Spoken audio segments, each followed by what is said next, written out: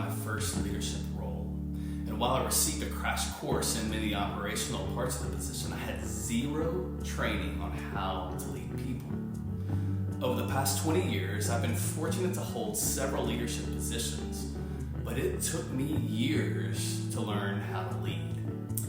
I've seen this same pattern during my years in the pharmaceutical industry, with high-achieving MSLs being promoted into leadership roles who struggle with a transition because they don't have the opportunity to learn how to lead. I'm absolutely thrilled to have Mary join me in discussing leadership topics. Not only is she one of the best medical affairs recruiters, she is a phenomenal leader. I love learning from her, and I know you will too.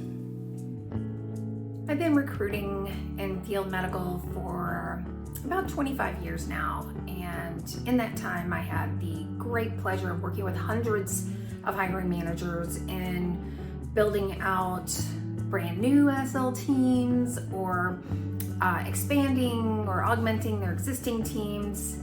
And really in that time, I have learned so much about people leadership. And as a people leader myself, I've really enjoyed having the opportunity to share some of my own ideas and concepts and then turn around and see them implemented as well. So when Chad came to me with this idea for a podcast, and it's not just any old podcast, it's a podcast on steroids, I jumped at the idea. Chad himself has a lot of really great ideas floating around in his brain, some that are going to really blow your mind. We also have a slate of guests that are going to be on these podcasts lined up for you guys. And I think the biggest thing is when we decided to do this, we wanted to do something that was going to fill a gap. And I really believe this does.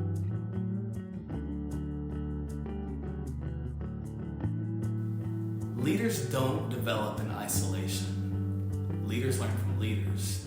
So if you're a medical affairs leader or aspire to be one, Mary and I want to invite you to join us in our conversations as we continue to grow together.